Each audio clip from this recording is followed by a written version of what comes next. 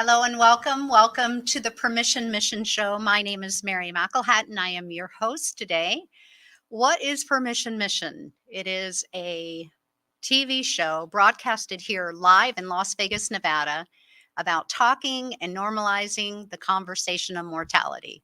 I know it's not everybody's favorite, but I promise you, if you stick in this long enough and you stick in this with me each week, learning about everything that I share on the show, from how to just get more comfortable with talking about mortality, to how do we open up conversations in our home, to being prepared. Many times, most people are not prepared because they haven't had the conversation with their family. So when a death occurs, it's kind of like everybody's just kind of shooting in the dark and not really sure who to call, what costs are, and what to do moving forward. I am so excited today about this show because I happen to have part of my family here. I promised you last week that I would just set an example of talking openly and proudly and boldly with my own children, because I too want to get over the fears that still kind of keep me separated from, like, should I be talking about this? Is it too scary for them? Are they going to be uncomfortable? But I've got some pretty awesome girls. They're strong women, and they too have families. They have children of their own. I'm a proud Mimi, and I just want all of us to be able to talk about anything. And if we can get over the toughest conversation, we certainly can get over anything. So this week show is called Family Supported is Family Rewarded. We're just going to talk openly. I'm going to open it up with this, and then we're going to go to a quick commercial, and then I'll have my special guest on the show here today. So do you ever do things, or have you ever not wanted to do something and then did it, and then all of a sudden you felt pretty good about it? I deal with this on a day-to-day basis. I have a 90-pound boxer named Patch. He has a bark that I cannot sleep through. It starts about 6 a.m. and I'm like hesitant and resistant every morning to get up early and walk him. He likes to be walked to the park, which is probably a good mile walk. And I personally have things to do. So I just want to kind of do the cheap walk, like right out the door, around the corner, back to the house.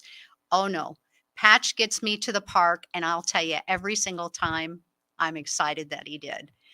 He actually doesn't want to leave the park when we leave there, but he does. And it's one of those things I resist every day, but at the end, I have fun with it. I enjoy seeing the mountains and also all the people at the park that I've met over the years. And I know all the pets, their pets. I know their pets' names, probably more than the people's name. So anyway, we're going to take a quick commercial. Stay with us, and we'll be right back. Like I said, I've got my two daughters here today, and I can't wait to introduce them to you. Hi, my name is Edgar Alejandro. I'm the co-founder of Rising Again Productions. So we've been here in Vegas producing films for the past couple of years, and we've seen our fair share of studios. We've worked in our fair share of studios, and to be honest, WWDBTV has been our favorite by far. John is so welcoming. The space is wonderful. It's perfect for what we need. We've had rehearsals here. We've had callbacks here. We've had table reads here. So if you're a Vegas creative, or really just a creative coming into Vegas, definitely check out this space. Chat with John. I think you'll find that this studio has everything that you'll need as well.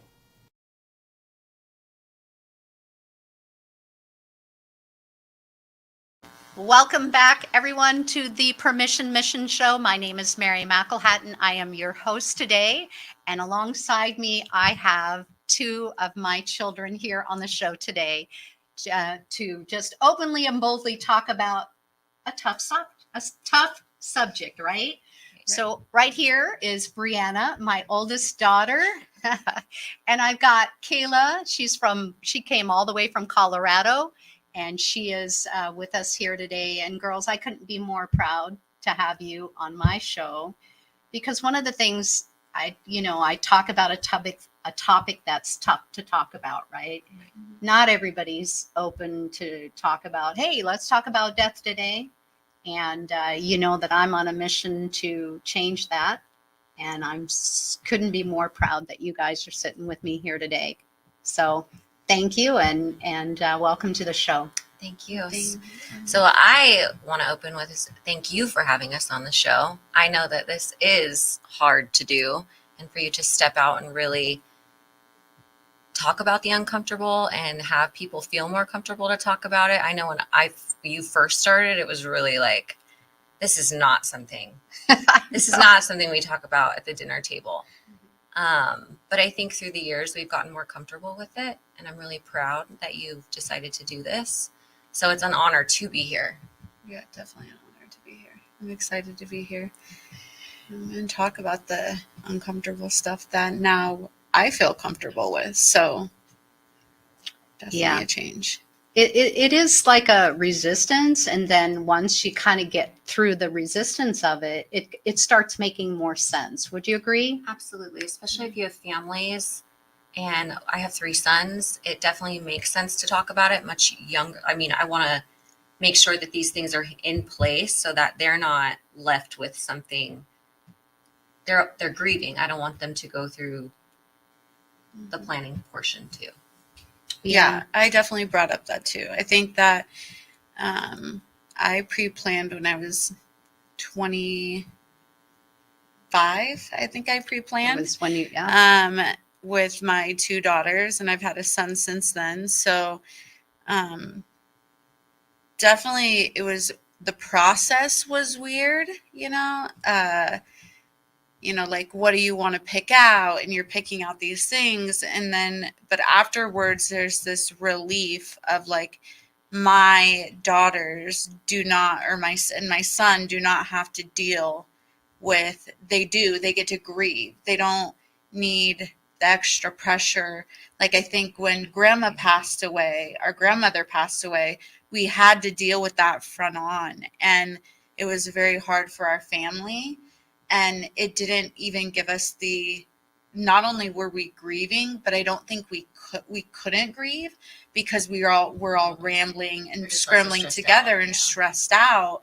Where when I did it for the girls, when I walked up from that table with you, it was like, even at 25 years old, I was like, if I pass, tomorrow, like even in my car accident, like if I pass, my kids will not have to worry about that part, so it's kind of a weird gift. Yeah.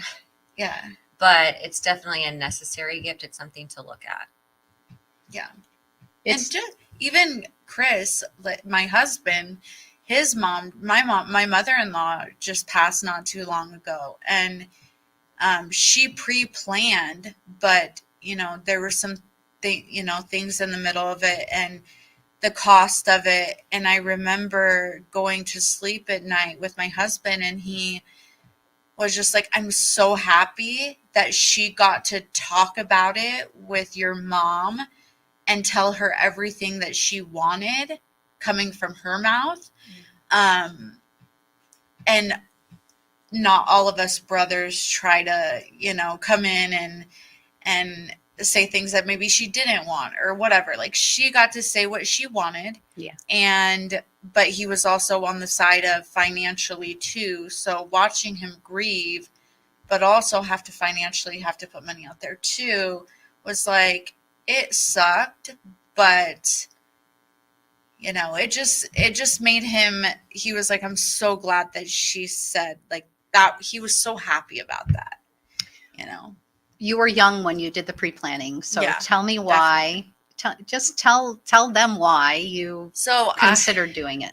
I had been in addiction since I was 12 years old.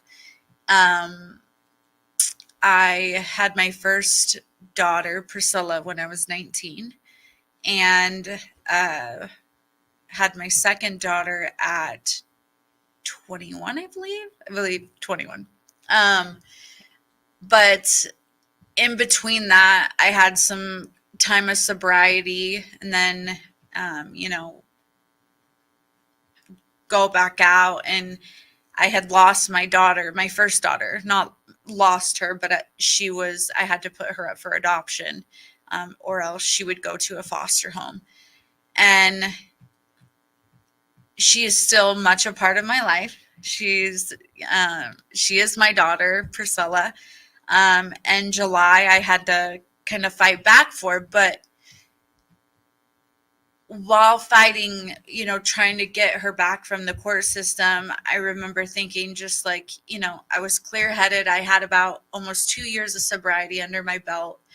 And I decided that if anything were to happen to me, that my children, they were so little, and if anything did happen to me, my parents wouldn't have to struggle with that. My kids were so young, they couldn't even be able to fathom that. And my sisters as well, to put that on them was very, so I just made the choice to say, hey, I'm going to do it. And this is hard. And this is weird. This is weird, picking out what I want to do with my dead body and what I want to do. Like, that was kind of weird for me. But then at the end of it, like I said, it got to be such a beautiful experience, not just for me, but for me and you, and know that at the end of it, like, picking out the little things. The pink urn. Yeah, like I got a pink urn. Let's just be honest. You And- picked out a really pretty Yeah. light pink urn. I got a pink urn, and I got necklaces for my daughters, and just things that would maybe like make them feel comfortable and safe for when I passed, that they would get, that I know that they would love. And I just saw that on my stepdaughters. When my mother-in-law passed, she had gotten the kind of like the similar necklace I got. Yeah. And she got it on her graduation, and she just bawled. She cried. And, I look back, if that's something that we could have got of grandmas or grandpas, Kinda it's like, after the sadness. Yeah. Like the gift that yeah, you get definitely. from, you know what I mean? Like the person's gone. Because I know that if like grandma left us something like that, it would have been like, Oh my gosh. you just treasure Yeah. it. Yeah. You treasure it for sure. And so, Brianna, I'm going to ask you, what is your first experience with loss? So, my very first experience, I was in high school, and it was actually a really good friend of mine. She was killed in a car accident. She had a 6-month-old son.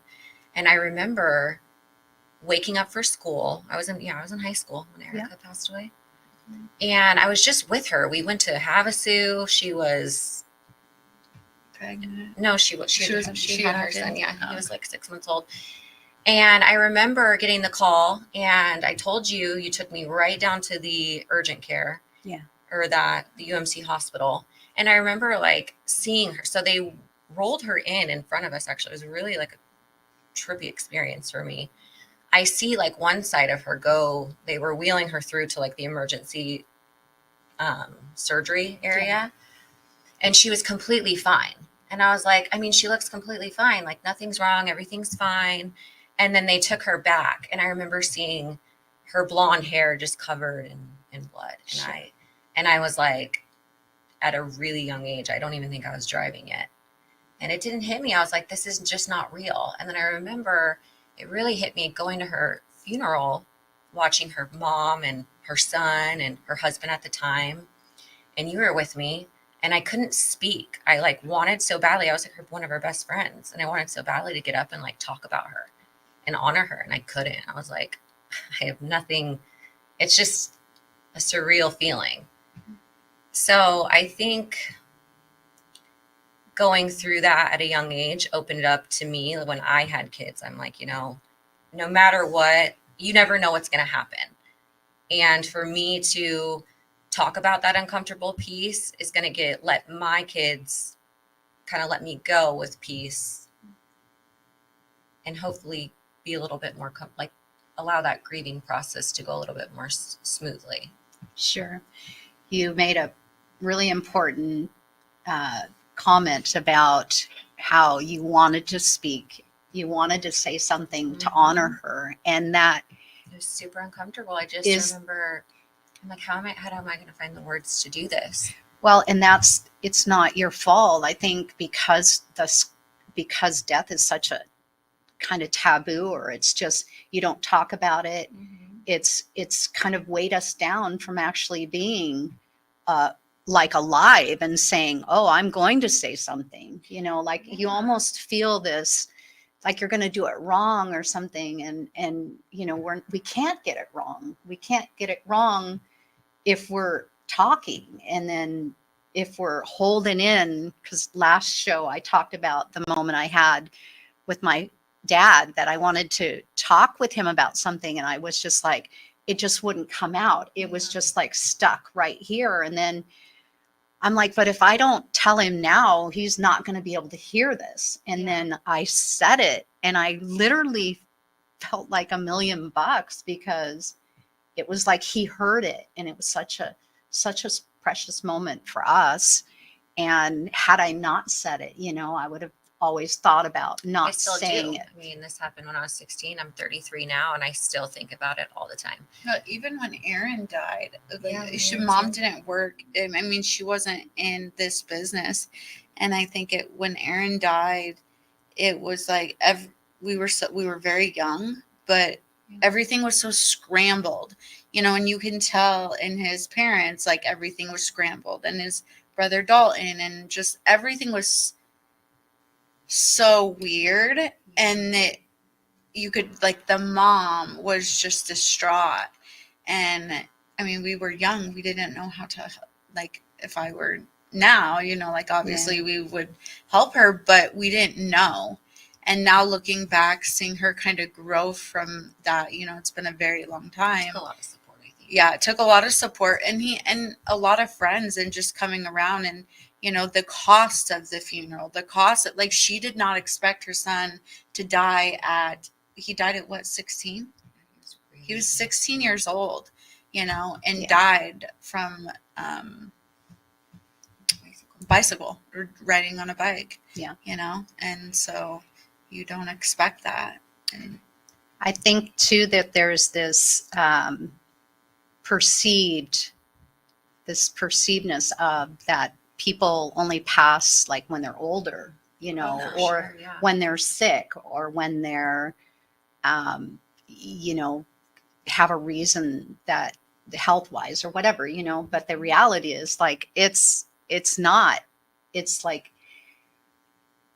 one of the questions I have for you girls today, because I was wondering if you guys experience anxiety with me getting older as your mother, like I'm getting older, and does that, because I know I do with my mom. So what's your thoughts on that? So it's kind of like a little bit backwards, because you're in this industry. I almost feel like people look at us like, oh, they're going to have it together. Yeah. When their parents pass, or, you know what I mean? And it's so, I just like need to reassure that it's so not like that. I know that we think we're going to be ready, especially because we've planned it. We talked about it. We continue to talk about it all the time. And I know that I try to like put it in words of like, I know when that day comes, instead of scrambling or trying to put all these plans together of what you would want, we really get to celebrate you. And that's going to be the focus for our family, is just to celebrate you and how you want to be celebrated. And you let us know there's no, the water's clear. There's no like guessing. And, all of us, you have all daughters. We would want certain things. One son. Way. Yeah. And it just lets us like just celebrate you. And no one's ever ready for that. I am not ready. I'm not, no ideas. I hope they don't go anytime soon, but yeah. I actually, it's interesting. So as a mother, I'm looking at my girls like 33, you'll be 33 in a couple weeks, and you're 30 now. I'm going, I don't have a choice but to get older. You know what I mean? Like, I feel that. But you're getting older and I'm getting older, and it's so cool to be able to, just talk about something that is tough. But imagine not ever having this moment to talk. Well, and so when you first got into this, I remember thinking also that like, I don't want to speak this into existence. Like, this is not a thing that I even want to talk about, especially like with my kids or my parents. And it took me a little while to come around that that's not what this is. You know what I mean? Like, I'm not speaking anything into existence. Like, this really is just, I plan for a living, and that's all it is. I had to look at it like not planning a birthday party or a wedding, but being able to make that plan so that it's easier on my family. There's nothing that I'm like putting out there. I think the hardest thing was like mentally being okay, you know, like if I were to lose my kids before, you know, me, that would have to be talked about. You know what I mean? I'm like, I don't want to talk about that. I don't even want anyone to even think, but you just never know. And I'd rather have that planned out. Yeah. Yeah, and kind of riding off of that, I think when mom passes, like that is something, you know, you don't want, like I can't even imagine my parents not being here, but I do know that when you do pass, that like this was your legacy. Like this is what you, like you are so diehard on just like, Dying. yeah, I'm on kidding. dying and just like putting that Me totally, information like- out there, you know. But it's like it really is like when you pass, like this is what you wanted for us, for you, for everybody in this world. Like this is like what you've been voicing to everybody. You know, it's that when your grandkids, So- like Jackson will be like, Mimi really likes to talk about death. Yeah, And I'm like, oh yeah. gosh. And it's not, and then also too, like, you know, like I was in a severe car accident last year in March 27th will be 1 year. And, you know, my daughter, she wasn't breathing, you know, July wasn't breathing, and Flight for Life had to come, and I broke my back, and seeing her just go was like the toughest. I mean, trust me, I'm still in therapy, and it's like PTSD to the max, but just not being able to go with her, and then not pre-planning even for her, because we don't think to pre-plan for our kids, you know. It put it in a whole different perspective. Like, oh my gosh, if I could take all of her pain and if her passing, and like you can't even imagine that at that moment. Yeah. But the fact is that does happen. We sometimes do go before our parents. And for little July, like it really did put into perspective in my life, like, you know, I got to talk to her about this, you know, and I need for her to know that like it's going to be okay, and not make it a scary topic for her. Yeah. But because she wanted to know why she was rushing to the picture she saw, Yeah. you know, everything she wanted to know. She was curious. And so I think it's a hard topic, but you can make it so much easier. Well, it's kind of your responsibility. I yeah. feel like, you know what I mean? As tough as it is, you know, I'm thankful that in our family we're very comfortable talking about it. But like even with my sons, my oldest will be 13, and then I have a middle that will be 11. And they're boys, and they do not want to engage, and they do not want to talk about these things at all. But I'm like, you know, they have a dad that his job is dangerous. You know what I mean? Like there's been several occasions where they're like, you know, daddy's been hurt, and being able to have that conversation with them. Yes, it's scary, and yes, like no one's ready for that, but it's very real. Necessary. And there could be a day where we do get a phone call or something does happen, and like I need them. It's my responsibility as a parent to get them as ready as possible to deal with something like that. If the advantage to pre-planning, you know, I have all my plans in place. I've told you, you know, I want pajamas. I'm going to have pink pajamas and a blanket that's passed around to all the grandkids and you guys, Where's kind of that pink holding that one blanket from, and then Eve? put that in there because I'll be good and tired I'll be good and ready to go to sleep for a long time. Oh gosh. And The quilt. the beautiful part of, and I think a lot of people are not aware of this, is that when you pre-plan, like my plan actually covers all of my grandchildren and children under the age of 21 not married. So gosh forbid, and I don't like talking about that because it is hard to even fathom that. It's comfort to know that if something should happen, you know, like a lot of families do not know that the cost, I mean, it could not only emotionally wipe out a young family, but financially wipe them out as well.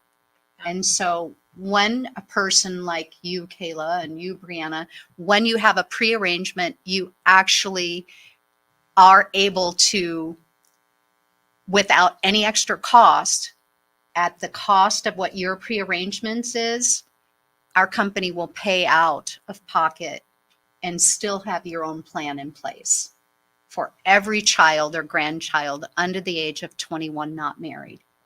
It is, it was a comfort to me when I did my pre-arrangements. You know, I did them, number one, to practice what I preach, but number two, I had a scary moment out on the freeway too. And I thought, my gosh, I'm in the business and what's holding me back? Right. You know, and of course, what holds me back is the idea of me not being here with you guys, right? Because it's a reality check, but the goal is to you guys have the peace knowing that we spent time, you know, really, I feel like our family has only gotten closer. Yeah, it's weird, right? but that's very true. Yeah. I was so not, I remember like you would bring this up, because we like to brunch. We like to brunch. We did a brunch yesterday for the, I didn't get to it, but any excuse is we there, have to defend we will. is there a question in that? John was just raising his hand. I want to make sure. Is there a question? Can you read that? You are so inspiring. Claudine. Oh, Thank you, very nice. Thank you, Claudine. And Dan, of Dan. course. Daddy Dan, he's on All there. family matters. He knows. Setting everybody up to win. He probably hears the most of it. Yeah, he does. He does. He does. He has to put up with me every single day. You're welcome, honey, and thank you. I know I will have you on the show one day because I'd love to show couples, you know, people who have spent a lot of time together. Dan and I will be celebrating our 20th anniversary coming up here real soon. Yay. And, you know, just he and I just sharing openly how it's been for the two of us talking about this and what it would be like for our children and our grandchildren. Got another question? Yeah, I'm sorry you can't see this one. Basically, this is for Bree and Kayla. They're asking, do you guys talk about this subject with your friends or amongst yourselves when your mom's not around? Is it something that she has, like, Definitely. So, you know, brought you to say, hey, you guys ought to talk about this? I mean, just yesterday. So it's kind of unfortunate, but fortunate. Every friend that I have, they know that she's in this industry. So I'm automatically the first person they call if something happens. So the first time it was really difficult because I'm like, listen, this is you, like, you're just going to have to talk to my mom. But through the years and just different conversations, there's knowledge that you learn and I'm able to pass that down. And I've noticed yesterday, you know, my best friend calls me and she's got a situation with her mom. And I want to break down for her so bad because I'm just like, my heart breaks for her. But I'm like, this is a time that I need to be strong and just kind of carry down the knowledge that I have to make her comfortable making some really big decisions that are going to be coming her way soon. And if I could be that for people, I'm so thankful that I've had to this on our end. You know what I mean? Because it is so uncomfortable. It still is uncomfortable. We were all a little uncomfortable when we first started, but it's just like, you know, the resistance part of when I was talking about, like, walk and patch every single day. I don't like it. I don't like it. I don't like it. But then when I'm all done with it, it's like, hey, I got a workout in. Hey, I'm going to hopefully live longer. It's a blessing. Yeah. People ask me all the time. I feel like I'm like I talk to my, I live in Colorado, but I talk to my mom all the time. And, um, I've been in addiction, my brother has been in addiction. And, so it's kind of easy for me to talk to other people, even though like, the whole thing with July happened and everything like that, which kind of, it's a weird feeling. But with other people, I'm very like I feel like I go right into Mary McElhatton mode. I'm like, oh yeah, like I will lay it all out there for you and be like, this is how it is. This is what you need to do. This is, and then I give them every like scenario that could happen in their lives of why they need to do this to make it easier. Like, I am Mary McElhatton Jr. I swear. It is so funny. They're like, you. And Yeah, you do look like her too. yeah, well, I have beautiful I love girls. that. But yeah, no, I definitely am not uncomfortable. I actually like bring it out more in the people, and I'm like, oh, have you ever thought of this? Or, and you and your husband, like me and my husband right now, we're going through.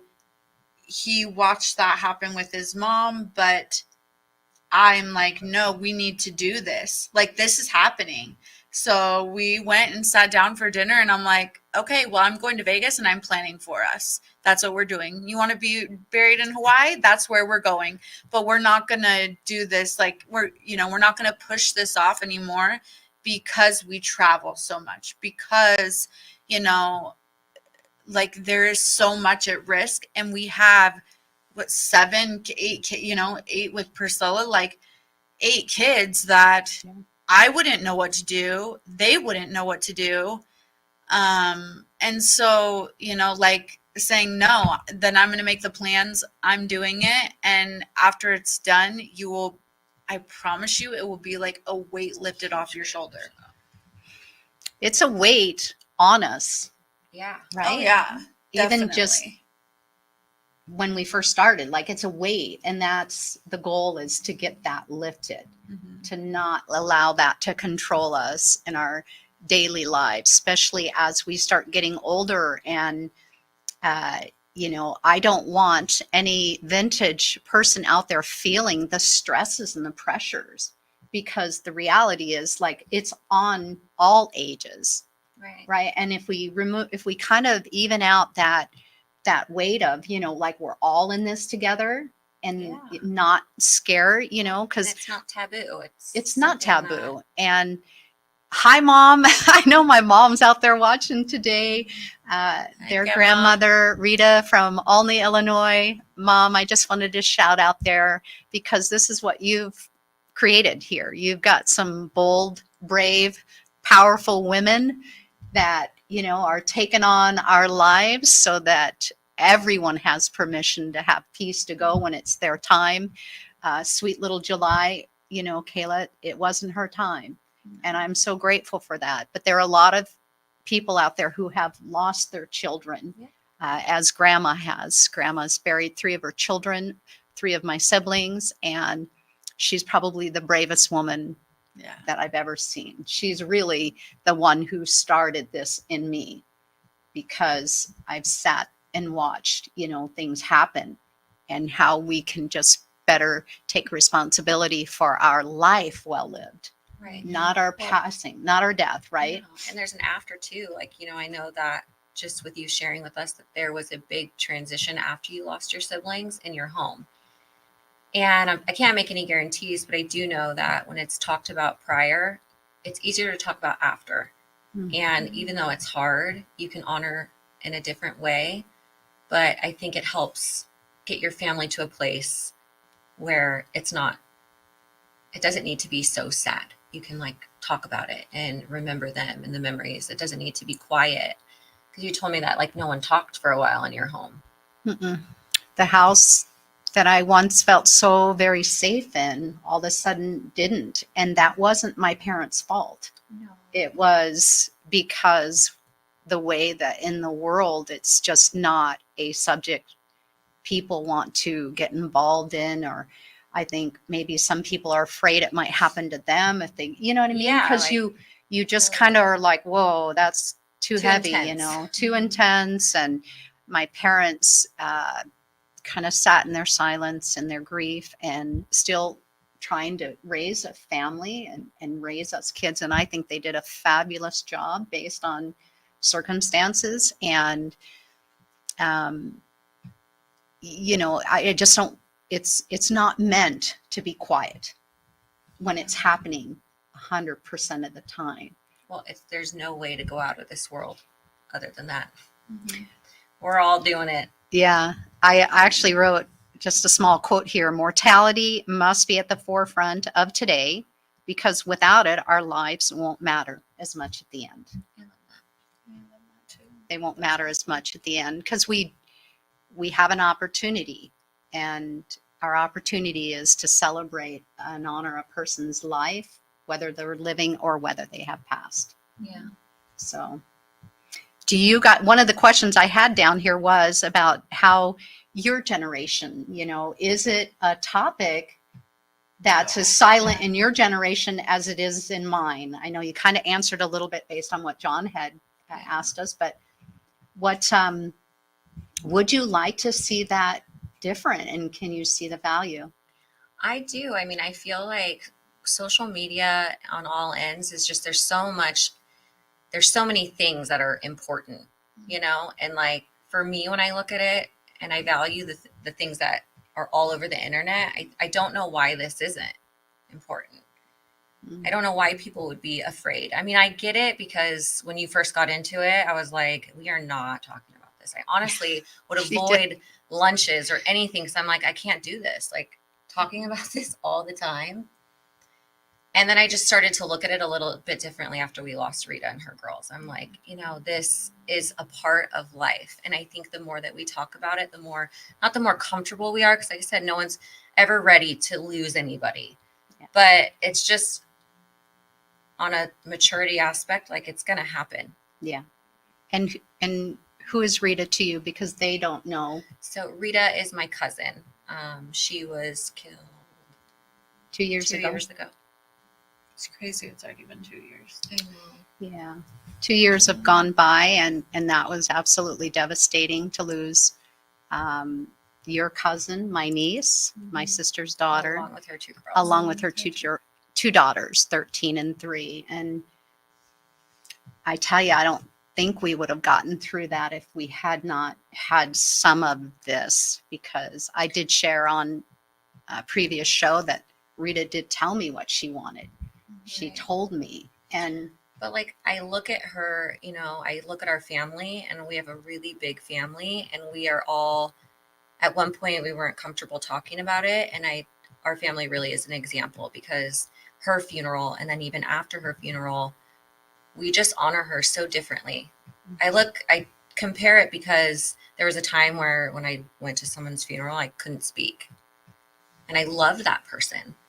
You know, and then now in my life and in the place that we're at, getting up and honoring Rita and making a speech for her was effortless almost, because that was what was in, you know what I mean? It was important. I had learned to kind of navigate through those feelings just to at least get there. Yeah. Yeah, same. That was like the easiest. I could barely get up and speak at Grandma's funeral. Yeah. And when I got up and spoke at Rita's funeral outside, it was like, I mean, I wrote that like just like a letter to her so effortlessly, because, you know, I knew, not that I didn't, you know, it wasn't hard. It was hard, but that definitely was a funeral that I had went into that was so much different than others. Like, you know, because our family was just very supportive. Like Uncle Steve, Nellie Ray, and Dustin. Yeah. I mean, there's been so many. We're honoring a lot of people here today. Just bear with us. We have like a second family, like Uncle Steve. Like he, you know, it was very in the place that when I went to Nellie Ray's funeral, not too long ago. It was, wow, it's almost been a year, but like when I went to her funeral, she had already had everything pre-planned with her and grandpa. And I remember going to his funeral.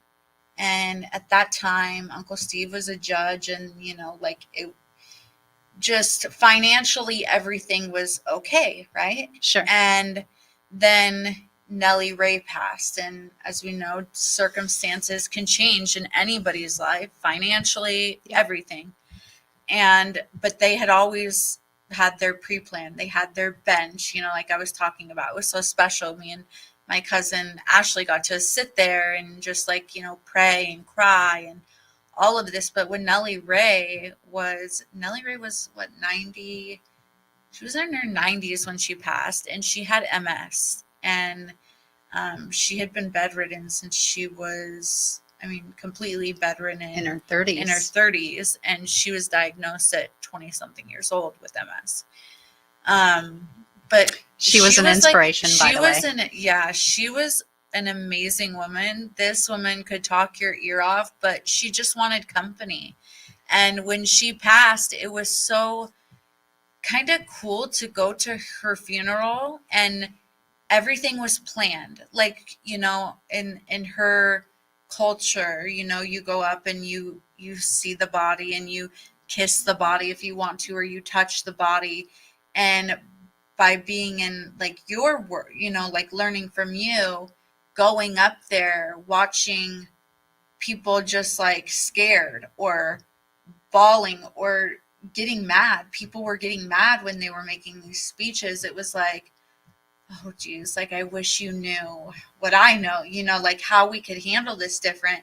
And our younger cousins on that side, they didn't know how to deal with it. They were upset.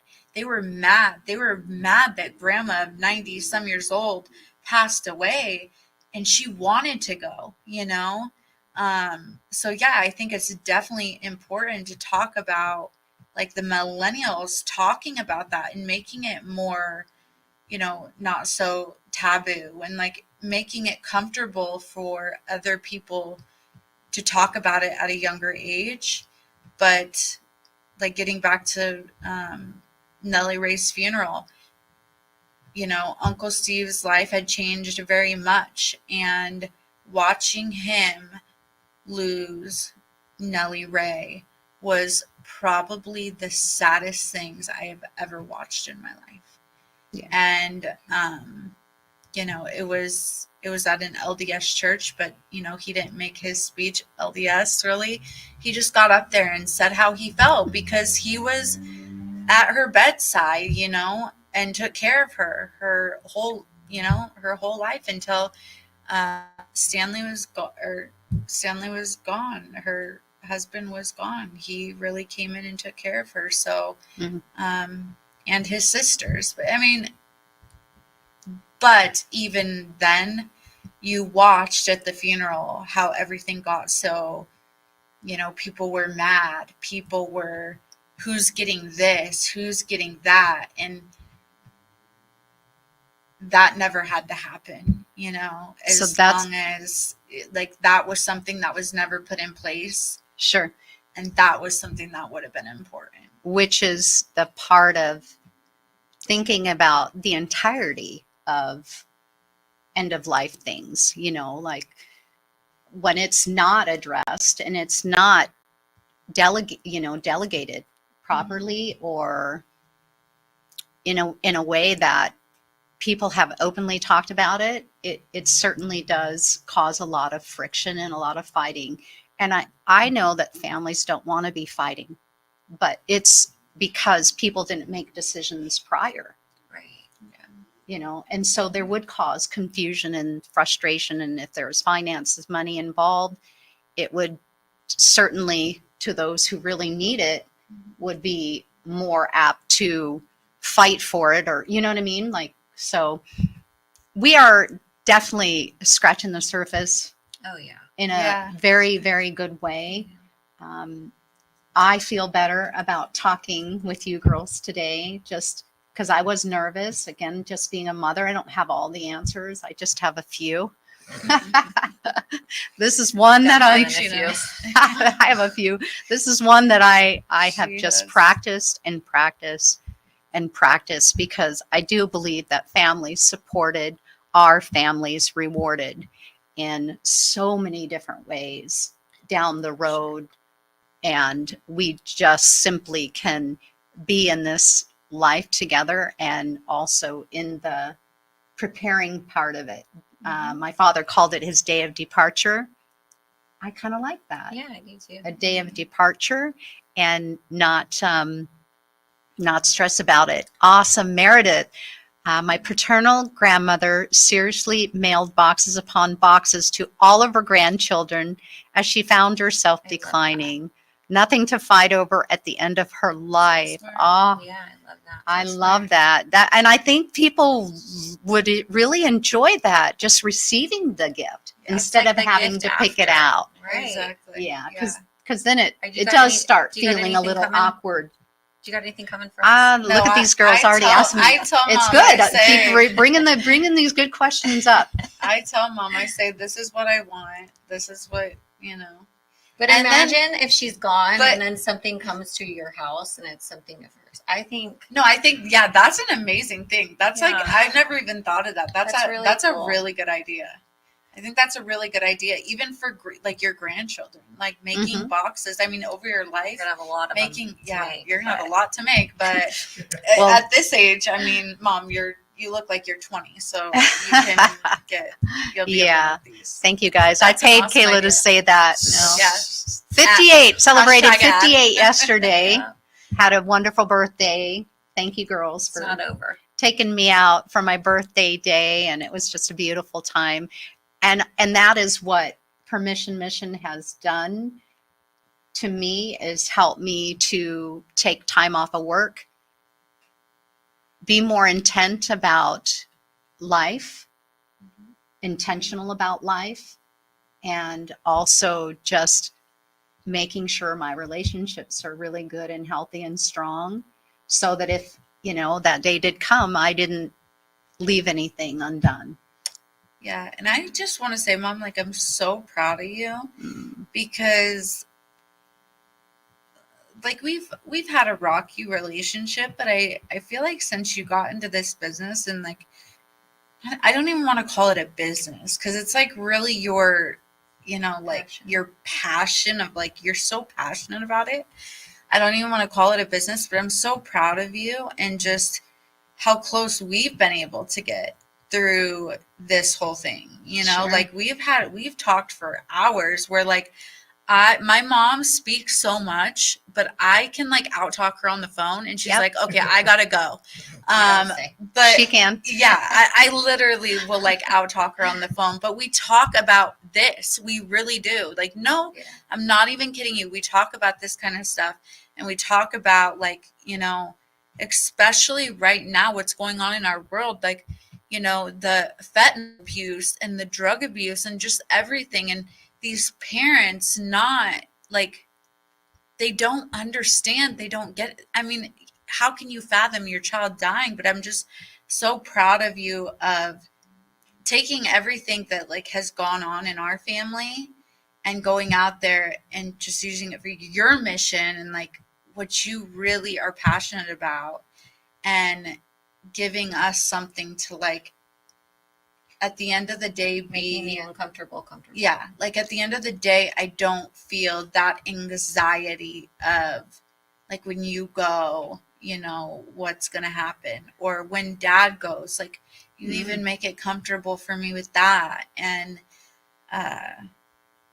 it's just, it's a blessing. It's such a blessing so I'm just so proud of you. Okay. Like, I could not be more proud of just what you've done and what you've put out there, because a lot of people do not have the guts to do that. They don't want to talk about the hard stuff. When you're so not what people would expect No. to talk about it either. Like when I tell people, like, your mom, I'm like, She's little, but she Yeah. is mighty. that She happy is one mighty. in the corner over there. That Yeah, happy one, She yeah. talks about the saddest things. Yeah. I talk about the saddest things, and But she But makes makes it it not okay. sad, though. It's gotta She be makes okay. it not in, like, a, I think the one time that I ever even And I watched you in the back of that car when we were going to Texas.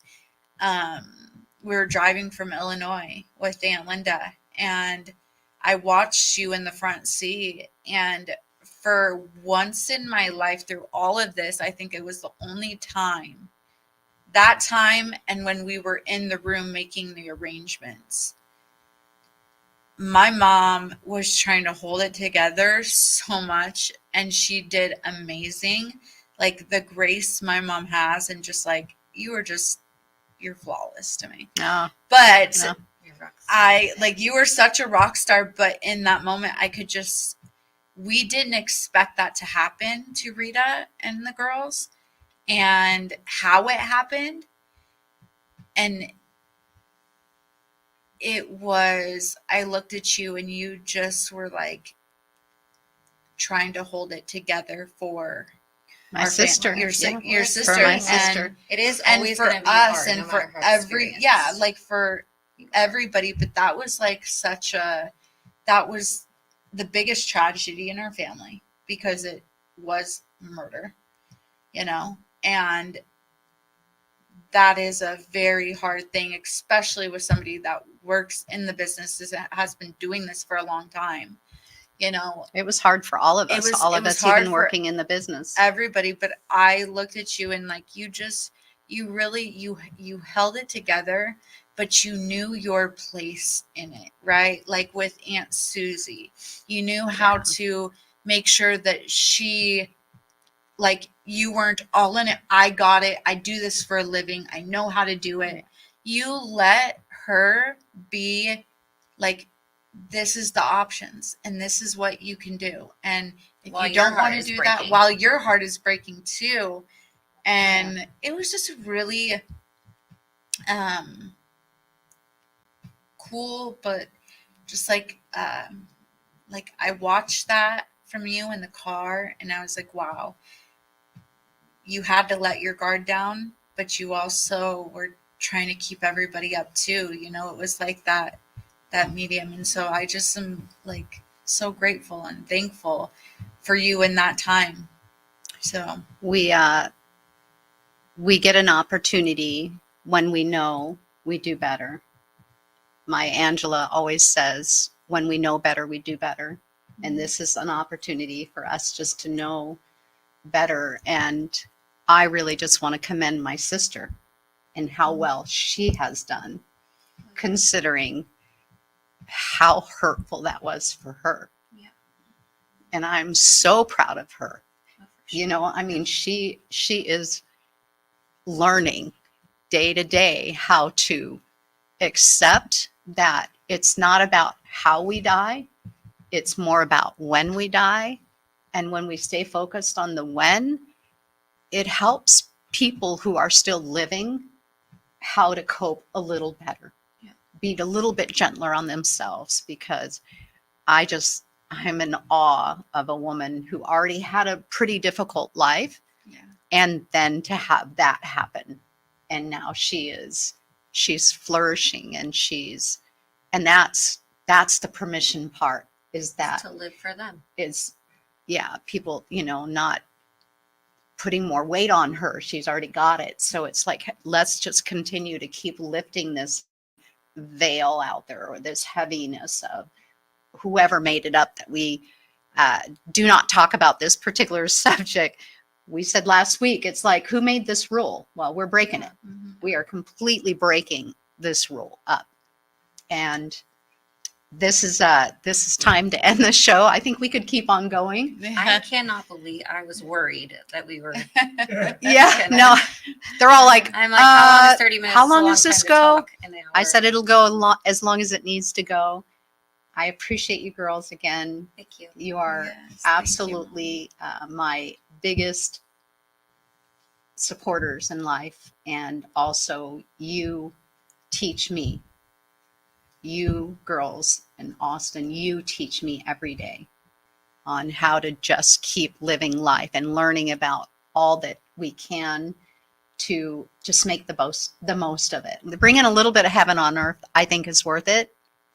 Yes. so that we can enjoy what we have. So we will see you next week. Thank you for staying with us on this broadcast, WWDBTV. You can again, please share the videos with those loved ones, those friends that may be in a situation where they don't know how to get it started. Today is just an example of just letting it be talked about and getting over the fear of it and feeling more comfortable. I can't wait till next week show. Every week, we just simply talk and practice and say that mortality is a normalized conversation, because it does make a difference every single day in our lives today, and for all the people who unfortunately will have to say goodbye to somebody today. Help them find peace in the passing and peace in the preparing. So have a great week, everybody. I'll see you back next week.